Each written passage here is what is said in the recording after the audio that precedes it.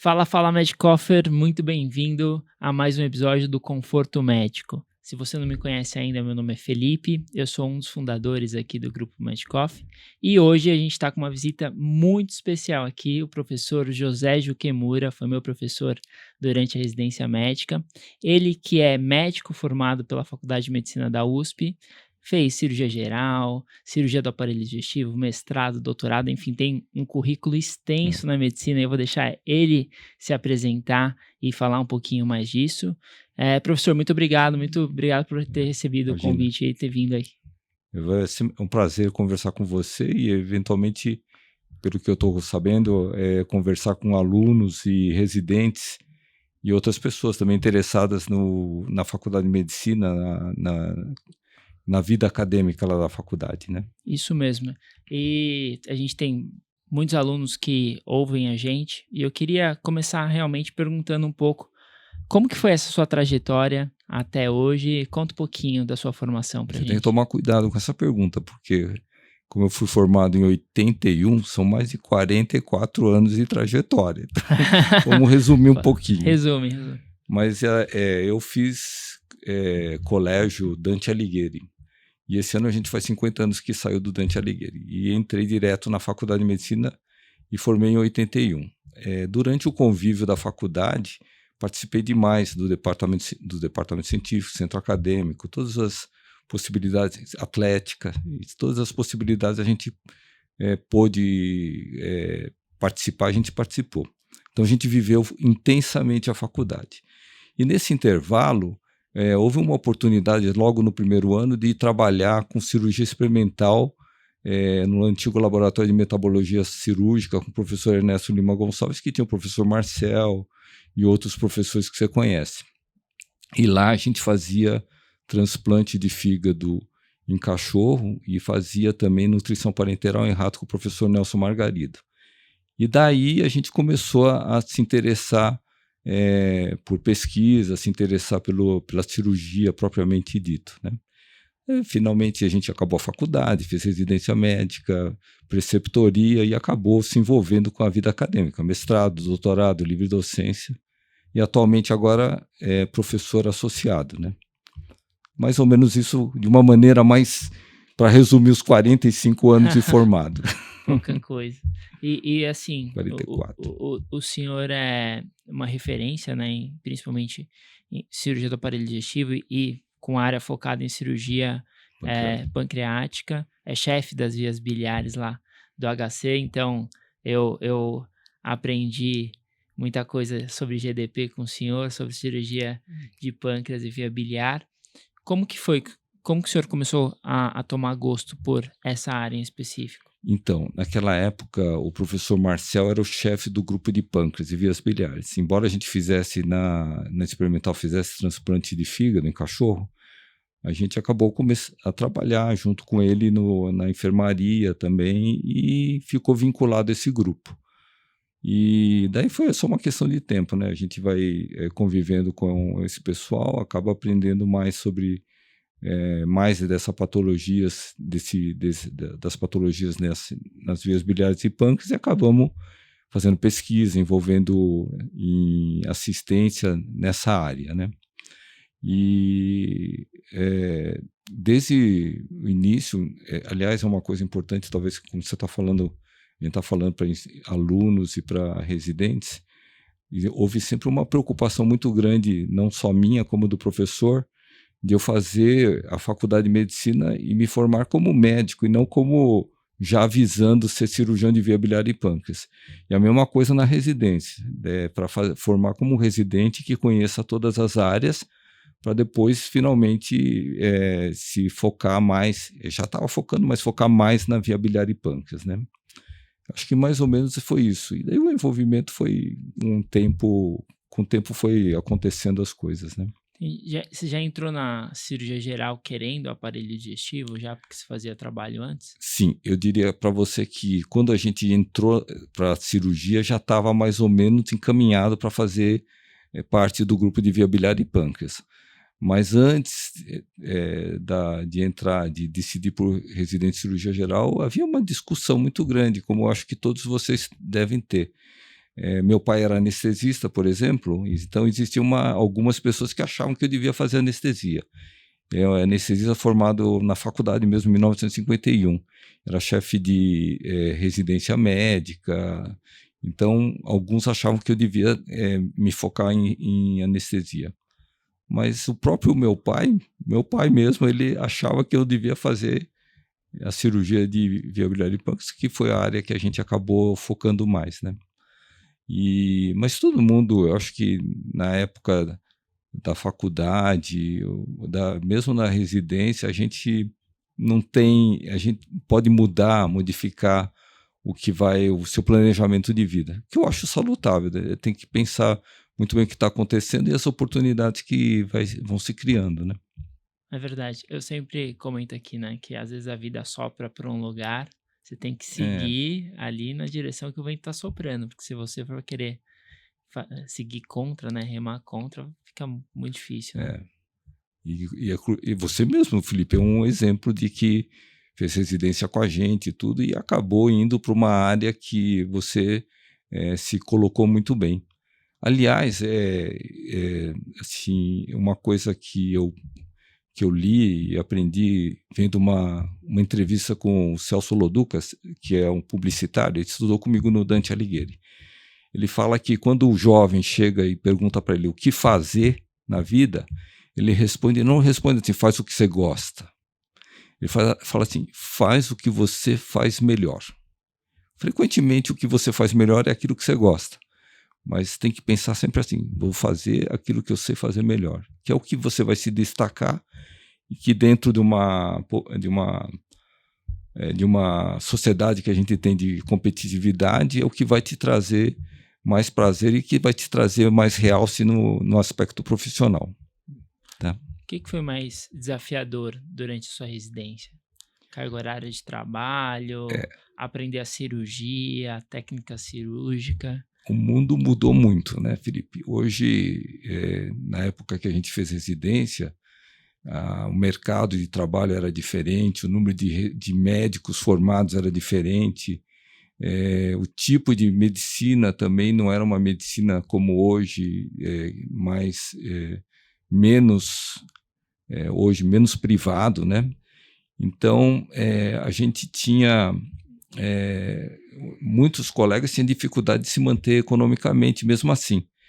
Mas eu, graças a Deus, eu tive a possibilidade de fazer todo o trajeto de residência e de preceptoria sem a preocupação de ter que fazer plantão fora, de ter que ganhar alguma coisa fora diferente. Isso daí eu vejo que foi uma oportunidade muito boa para mim, mas eu vejo que é uma dificuldade muito grande para os médicos, mesmo na minha época, né, de se manter economicamente independente com o que a gente pode receber dentro da residência médica, né?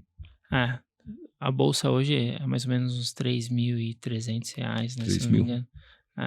Eu acho que na época, se for converter em dólar, deve ser bem parecido com o que vocês estão recebendo, que eles estão recebendo hoje, né? Uhum.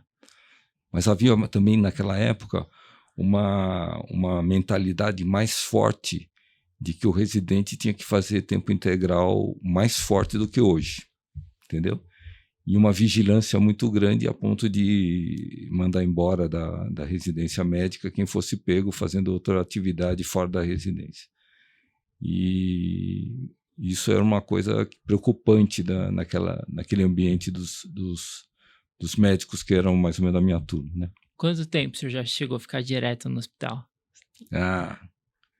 Cirurgia maior que a gente fez, acho que foi dentro da cirurgia mais de 14, 15 horas.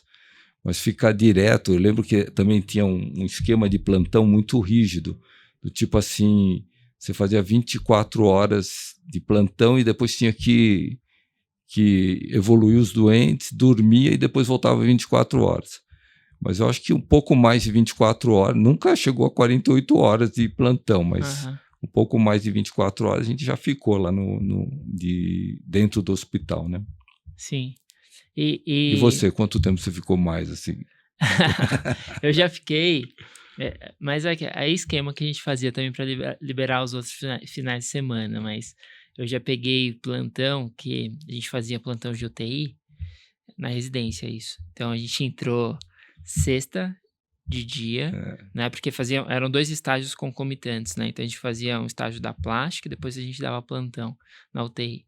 Então eu entrei sexta de dia, aí peguei o plantão de sexta à noite, sábado 24, domingo 24, é. e aí segunda de dia normal de novo. Na nossa época tinha o antigo Cotoxó, Aham. e o Cotoxó era um plantão tranquilo. Então, às vezes, é que eu não contabilizei esse plantão como tranquilo, que a gente ia lá, evoluía e ficava de plantão sem atividade. Mas assim, de plantão de ficar na porta, essas coisas, eu acho que mais de 24 horas, mais chega a 48 horas, nunca ficou. Mas se contabilizar esse tipo de plantão, daí sim.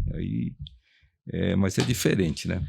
Não, e mesmo da UTI também era diferente, dava pra dormir, né, É, então eu dormi no hospital, não fui pra casa, mas eu fiquei no hospital direto, mas não foi trabalhando, né, é. aí é impossível. E da onde veio o seu gosto pela pesquisa? Foi do início da faculdade que você fazia iniciação científica, realmente? Naquela época não tinha esse nome, iniciação científica, mas se você for pensar, o trabalho de laboratório que a gente fazia com cachorro, com os ratos, né, foi um tipo de iniciação científica, né? E daí também é lógico, a gente sempre tem um mentor nesse tipo de coisa, um exemplo, né? E o professor Marcel, ele sempre gostou muito de pesquisa, principalmente pesquisa relacionada inicialmente ao transplante, depois posteriormente à pancreatite aguda. Isso acabou trazendo prazer para a gente. E também a interação que a gente tem de ver na clínica os pacientes e se perguntar por que está acontecendo isso, a curiosidade de descobrir isso e a possibilidade de você reproduzir a situação e chegar às respostas através de trabalho experimental em animais, acabou facilitando para a gente ter gosto pela pesquisa, né? Na época operava cachorrinho, porquinho? Naquela época era diferente, né? Porque não tinha também uma preocupação tão grande no aspecto da Sociedade Protetora dos Animais, essas coisas. Por exemplo, de cachorro era mais fácil da gente conseguir para operar do que hoje em dia, né? E então a gente aproveitou isso. E como também quando você é aluno, logo de início você quer operar animais, quer mexer, quer fazer coisas diferentes, então você acabava se aproximando desses grupos de pesquisa, né? E melhorou sua técnica cirúrgica isso, né, com Sim, certeza. isso daí, tanto é que quando a gente começou a residência, a gente já tinha um diferencial que todo mundo, já no internato eles já sabiam que a gente tinha essa formação cirúrgica anterior e tinha habilidade cirúrgica para isso, entendeu? E daí então a facilidade naquela época da gente fazer procedimentos cirúrgicos era bem maior do que hoje, que a gente vê que está mais tá mais adiado esse tipo de posição, né? De operar, de fazer as coisas. E eu acho que, assim, por um lado, eh, a laparoscopia e o robô, ela amplia o aprendizado de cirurgia, né, porque você consegue ver na tela o aluno, o professor, né, o chefe fazendo, então você vê o movimento que o chefe está fazendo. Antigamente Era mais era difícil, mais né? difícil, né, cirurgia aberta não tinha nada filmando, você tinha que ver o cara fazendo ali. E se você for pensar naquela época, se estimulava muito a participação do aluno já em grupos cirúrgicos desde o início, né? E também havia essa facilidade, existia uma facilidade para você ser instrumentador de um grupo fora, de você entrar em cirurgia fora, quando aluno, né? Hoje já está mais difícil, mesmo os hospitais, eles criam mais dificuldade para o aluno entrar em cirurgia e não ser uma pessoa já formada, com CRM, essas coisas, né? E o mestrado e o doutorado do senhor vieram quando? Então, na época, o mestrado e o doutorado, eles eram muito mais difíceis de você entrar e eles eram muito mais. Eles tinham muito mais créditos para você fazer. Então, eles eram muito mais demorados.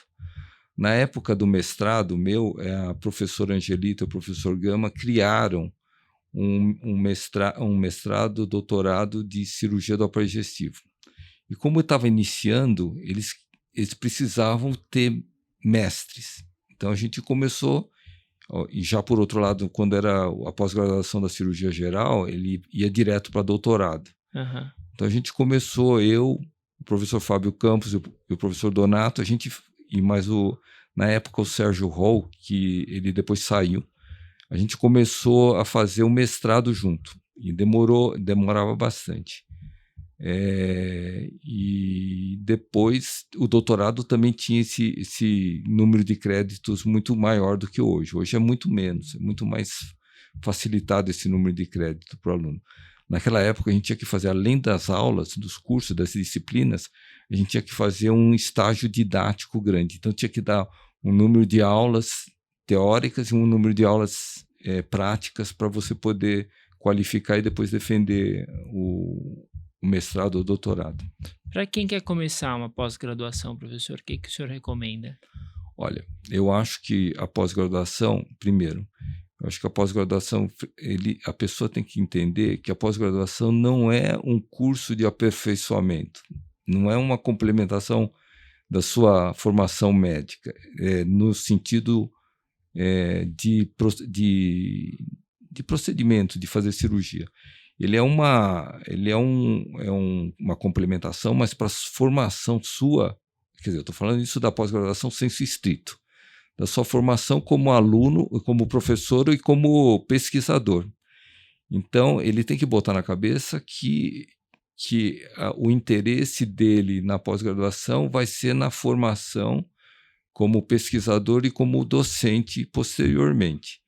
Ele, sabendo disso, eu acho que já é um grande passo para fazer, né? E saber também que não é uma coisa, é uma importância grande. Hoje, por exemplo, que o nosso programa até está em nível internacional, ele tem que saber que isso daí é uma coisa muito valorizada para a formação dele, para o currículo dele, né? Eu acho que isso daí são coisas importantes para ele ter de início. Outra coisa importante é a escolha do seu orientador. Ele tem que ter uma relação muito próxima do seu orientador, senão ele não consegue completar o crédito ou completar a sua tese, né? Uhum. Então, a gente tem vários alunos que ouvem a gente.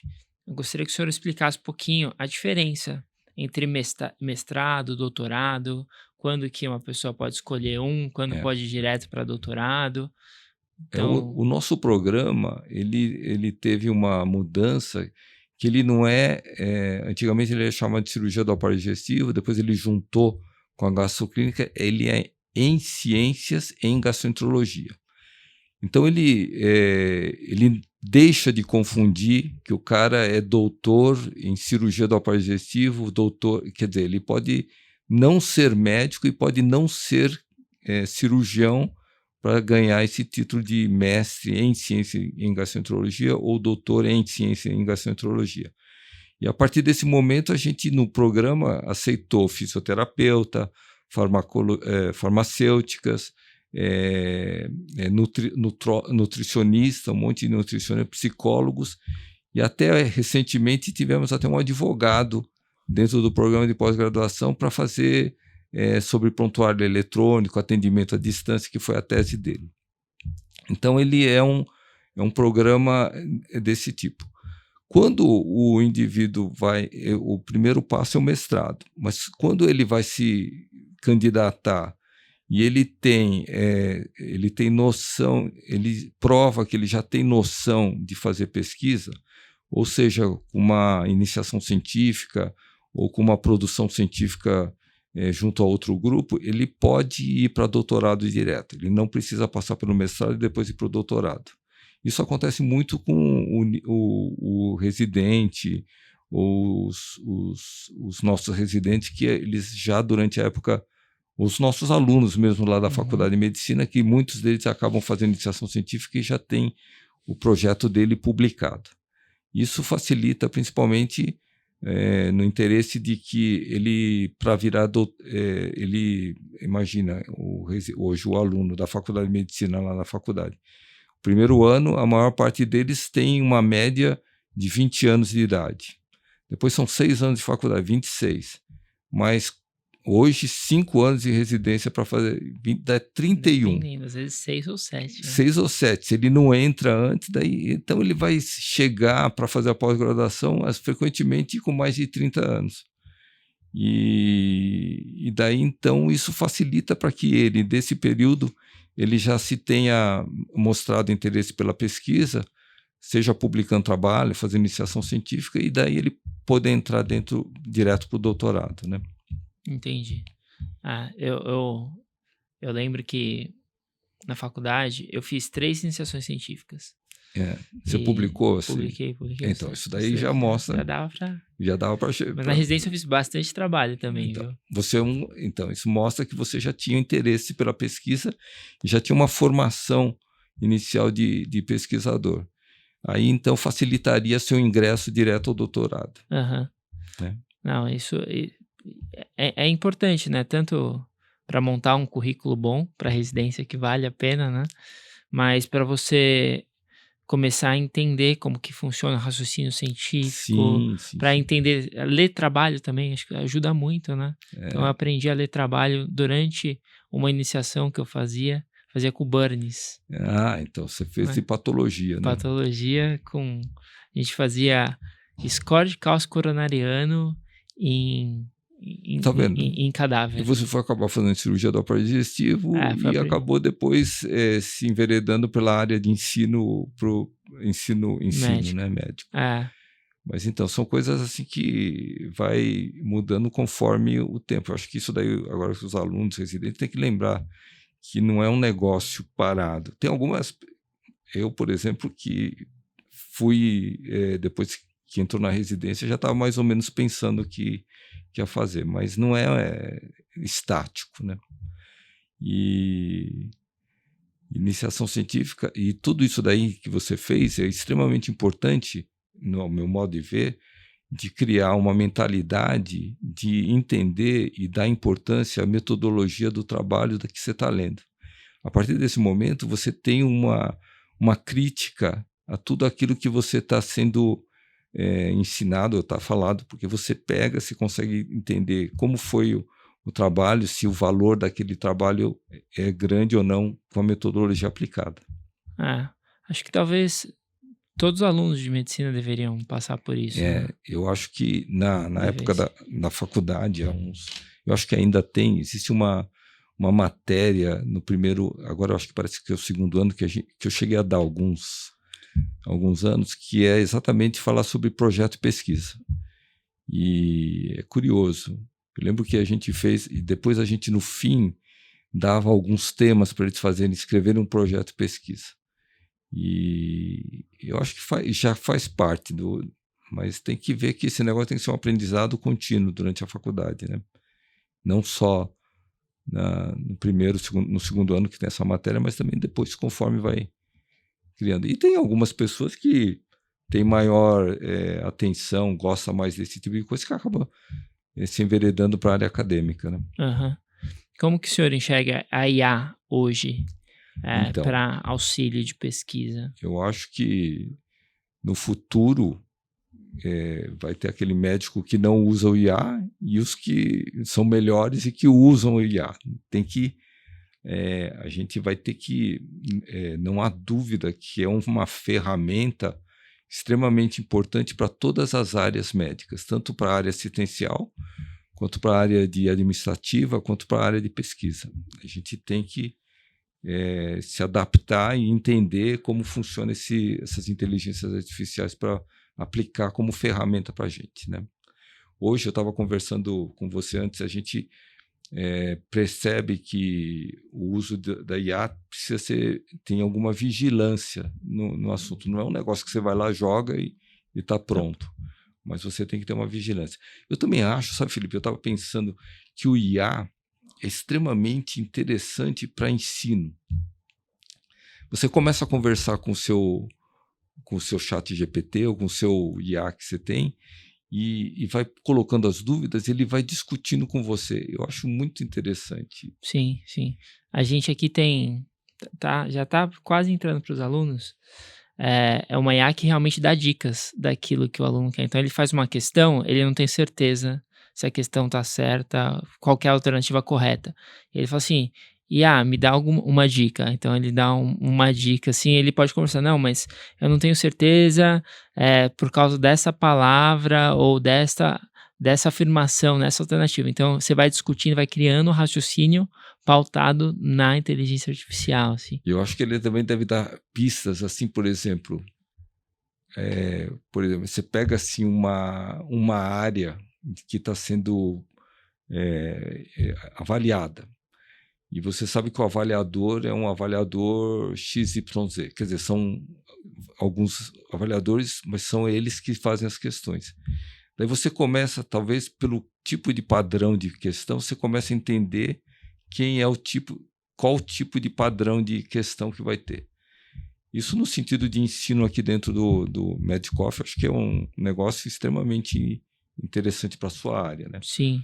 Mas para a nossa área, por exemplo, existem já teses sendo realizadas, por exemplo, em endoscopia. Existem padrões de lesões polipóides na colonoscopia, por exemplo.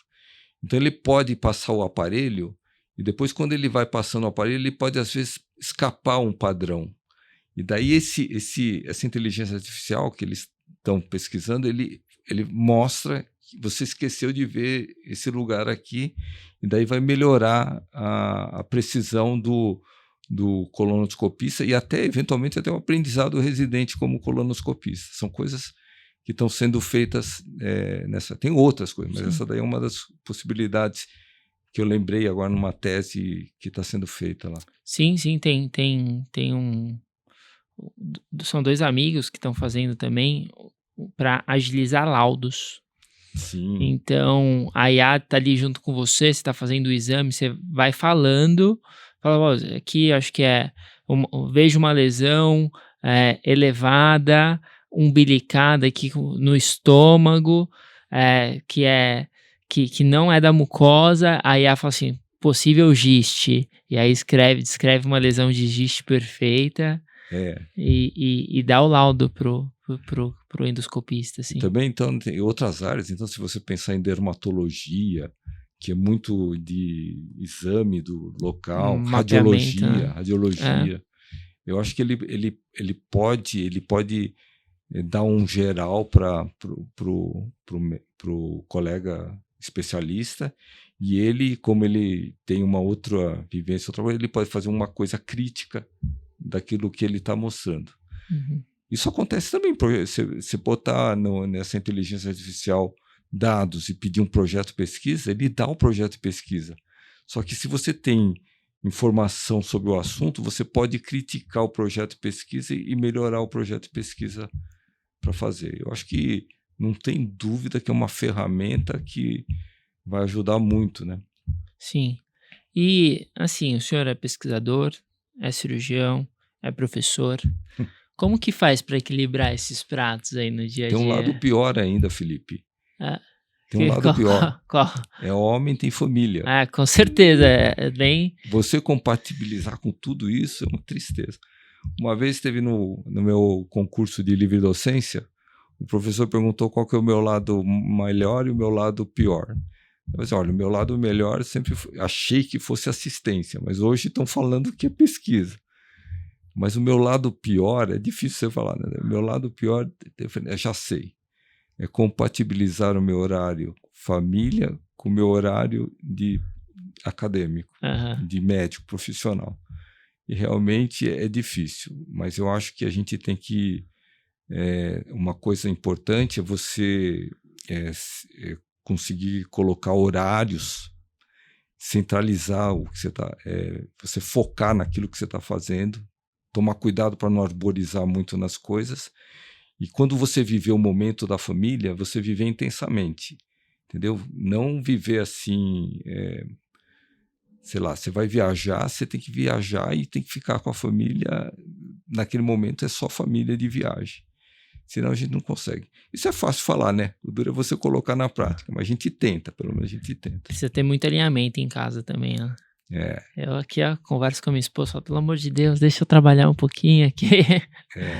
Mas é muito alinhamento, né? Tem que ver também que grande parte das coisas que se consegue na família é graças à sua profissão, o que você faz. Né? Acho que ambos se apoiam, né? Ali, com certeza. Acho que eu preciso dos dois muito bem para estar bem completo. Então. Acho que a gente é todos formado. muito bem, eu acho que você não vai conseguir, Felipe. Eu diria assim, o melhor possível num e o melhor possível no outro, senão é complicado. Concordo. E hoje em dia, né, professor, então aumentaram o número de vagas para medicina. A gente tem muito médico sendo formado realmente, então são mais ou menos 35 mil médicos por ano atualmente, né? Para chegar em breve aí a 50. Como que o senhor tem visto a carreira médica daqui para frente? É com muita preocupação, né? A gente fica pensando assim, que tipo de médico que nós estamos formando? Um papel da pós-graduação é formar professores para essas faculdades. O problema é saber se essas faculdades vão conseguir captar esses professores e manter esses professores com um nível ideal. Eu, particularmente, eu fico muito preocupado. Você vê, por exemplo, o FIES. O FIES, que é o dinheiro para pagar as faculdades, muitos alunos depois pagam. Muitos desses formados pelo FIES em faculdades não muito conhecidas, eles acabam desempregados, né? Eu não sei, talvez esse tipo de política de financiamento para estudo deveria ser mais focado para aquilo que a gente precisa mais no mercado de trabalho, né? Então, por exemplo, o que você acha que falta mais no mercado de trabalho hoje? Médico falta, mas não é o que falta mais, é outro tipo, é o técnico para chegar até o médico, né? Talvez assim devesse ter feito, talvez o resultado da gente pôr esse dinheiro para formação mais de base fosse melhor empregado, mas a gente não sei, não é da minha área, não é uma área política minha, não sei o que tem por trás de tudo isso, é difícil a gente chegar à conclusão, mas eu acredito que se a gente tivesse partido mais da base, né, sei lá, ensino fundamental, ensino médio, ensino técnico, ensino superior, fosse mais adequado para aquilo que a gente almeja aqui no Não, concordo, país. né? Acho que o Brasil, um grande problema é a educação, né? De tudo ali, se pegar a base, falta, né? Obviamente, tem gente com 10 anos 15 anos que é analfabeto funcional, né? Lê e não sabe o que tá lendo.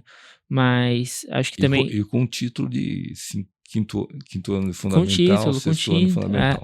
Passando, né? Progredindo ali na formação. Porque, enfim, isso acho que é um problema muito mais sério, né?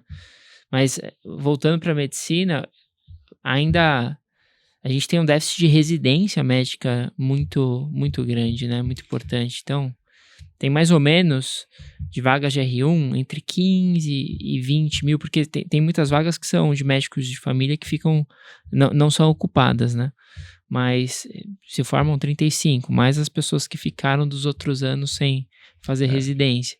Então a gente não consegue formar também um especialista. E pelo menos, não sei como que foi com a formação do senhor. E eu também fiz faculdade de medicina na USP, tive uma boa formação, era um bom aluno, estudava bastante, mas eu comecei a ser médico de verdade, que eu sabia o que estava fazendo com o paciente profundamente depois da residência. Isso daí é um conselho que eu dou a todos que estão assistindo aí, é que não tem como deixar de fazer residência médica.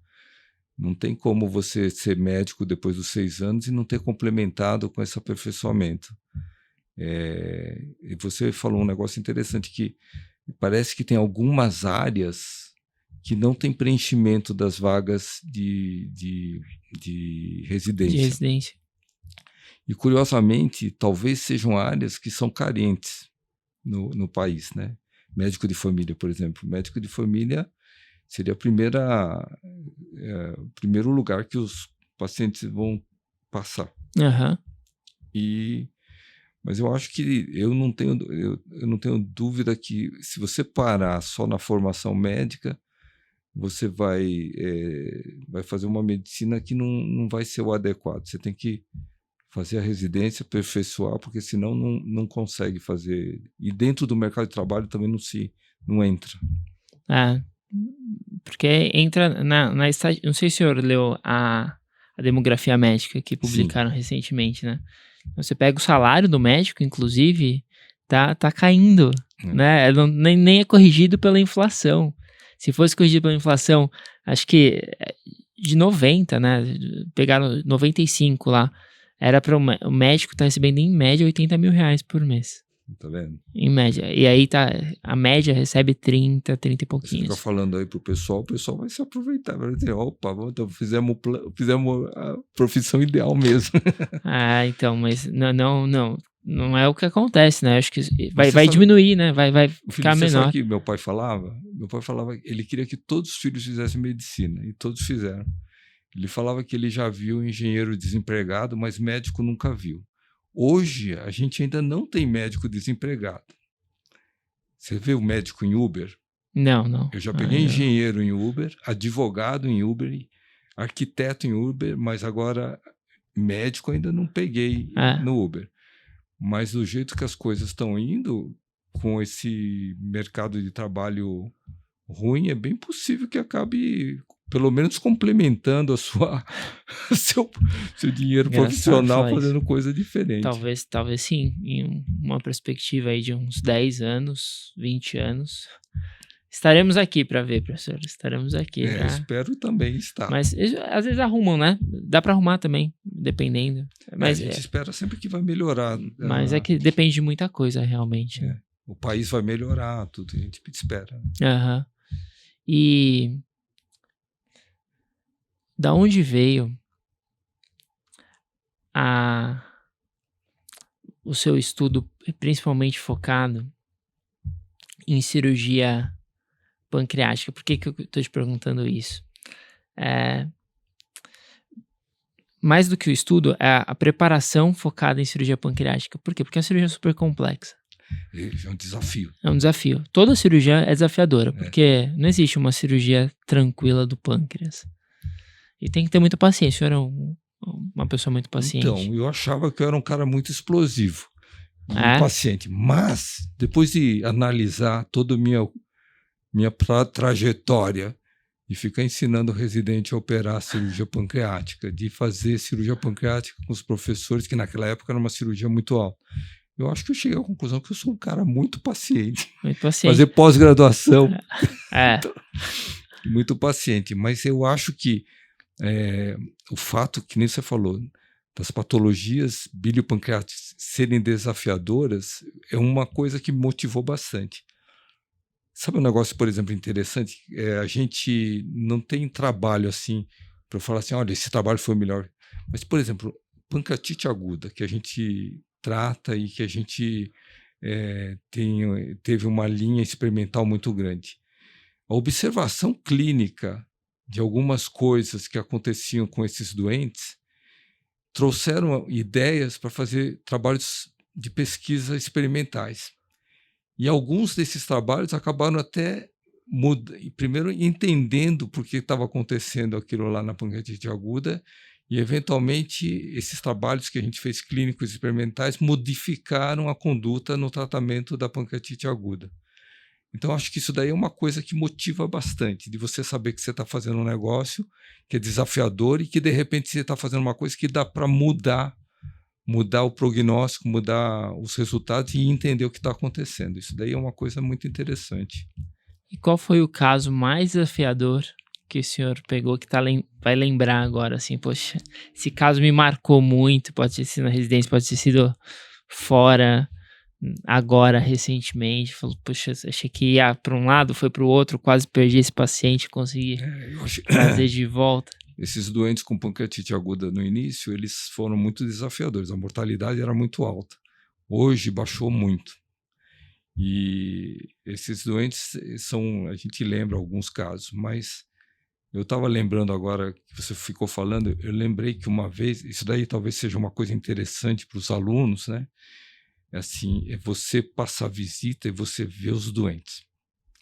Então, quando eu era interno, uma vez eu estava passando no hospital junto com o professor Marcel, e ele me chamou para ver um doente que estava recebendo nutrição parenteral durante muito tempo e que tinha lesões periorais, tinha queda de cabelo e lesão perto do joelho. E ele falou assim, olha, tá vendo isso daí? É deficiência de zinco. E daí, passado um tempo, na cirurgia geral, tinha uma moça que fez uma cirurgia, uma esterectomia, e teve fístula intestinal e ficou um monte de fístula. E todo mundo ia lá fechar a fístula e não fechava a fístula intestinal. Daí, numa das visitas, que era o professor Manlio que passava aquele monte de gente. Hoje ele não passa assim, mas era todos os assistentes. Daí eu era, acho que R1 interno. Eu virei assim, professor, será que isso daí não é acrodermatite enteropática por deficiência de zinco? Ela tem fístula, não sei o que. O pessoal riu, né? Só que o R4, que era o Nery, ele não riu. Daí ele foi atrás e tinha realmente deficiência de zinco. Daí corrigiu e a mulher saiu. Fecharam as fístulas, eu consegui operar e foi embora. E até esse caso foi até publicado na revista do Hospital das Clínicas. Só que não pôs meu nome, safado. Mas quem fez o diagnóstico foi um interno, um cestonista que estava passando lá porque viu uma vez. Então essa vivência de você ficar toda hora na enfermaria, de você ver os doentes, entender e relacionar com os doentes é muito importante para aquilo que você vai aplicar. Daí você lembra daquilo lá e você fala, nossa, esse caso eu já vi, isso daí é isso. E foi muito gratificante depois de muito tempo, um ex-interno nosso falou que foi na cirurgia geral e o paciente que ele estava tirando história, ele falou assim, você é interno? Foi um interno igual a você que fez o diagnóstico da minha filha. Nossa. Foi curioso, né? Isso daí foi uma coisa marcante que até hoje a gente lembra. Perfeito. E a verdadeira medicina a gente aprende mesmo a beira-leito, né? Beira-leito. Você ver, viver e entender que está vivendo aquele negócio. Eu lembro muito da minha formação cirúrgica e eu instrumentei para a professora Angelita na faculdade, era gameta, e aprendi bastante na prática, mas onde eu aprendi mesmo cirurgia, sabe onde foi? Foi no SVO. Tá vendo? Né? Fazendo o quê? Operando o paciente ali, né? E, obviamente, depois, quando eu estava na residência, no R+, principalmente, na prática, e aí complicação, só você tendo a complicação. Quando você tem a complicação, você fala assim, poxa, é verdade, isso daqui, aí você faz isso, beleza, você estudou, você aprendeu, mas é só quando você vê o paciente com fístula e tá taquicárdia, você fala, pô, esse paciente está esquisito, será? Aí você correlaciona, fala, é verdade. Esse negócio é interessante, né, Felipe? Por exemplo, para aprender região inguinal, você vai lá na anatomia, você aprende região inguinal, mas você só aprende região inguinal quando você começa a fazer hérnia. Porque daí você fala, esse aqui é o tendão conjunto, isso daqui é não sei o que. Tal. É verdade. Só aprende mesmo na cirurgia ali, dissecando, aí você repete o movimento, prática, né? Na prática, com certeza. Professor, a gente está chegando ao fim aqui do episódio. Eu queria que o senhor deixasse um recado para os médicos mais jovens que vão trilhar uma carreira aí, espero que trilhem uma carreira de tão sucesso quanto a do senhor. Eu acho, Felipe, que talvez assim, um conselho, é aquele mesmo conselho que eu falei que o Celso Loduca falou na entrevista que eu vi. Eu acho que a gente tem que identificar o que você faz melhor. Sabendo o que você faz melhor, você profissionalmente você consegue se colocar no ambiente competitivo que a gente vive hoje. Então é identificar o que você faz melhor e que com certeza não, mas é bem provável que seja aquilo que você gosta. Porque é difícil a gente fazer uma coisa melhor sem gostar, né? Então eu acho que esse daí é o maior recado. Eu espero que antigamente eu queria corrigir muito os alunos. Então eu cheguei à conclusão que, com o tempo, que você não corrige nem os filhos da gente. É verdade. Então a única coisa que a gente pode deixar é o exemplo. Se eles seguirem o exemplo da gente, tá bom. É verdade. Pelo menos a gente vai. E que seja um bom exemplo, né? Você sabe que o professor Marcel falava para mim uma vez? Ele falou assim: Jukemura, faz tudo o que eu faço. Que o pior que pode acontecer é você ser igual a mim. Tá. E também eu completava, que não é ruim. Aí virou o chefe da VB. Isso aí. Obrigado, professor. Obrigado pela sua presença. Imagina, que é isso. Você que está seguindo a gente, não deixa de seguir o nosso podcast, seguir a nossa página, compartilhar com seu amigo. E até o próximo podcast, até o próximo Conforto Médico. Tchau, tchau. Valeu. Então, um abraço.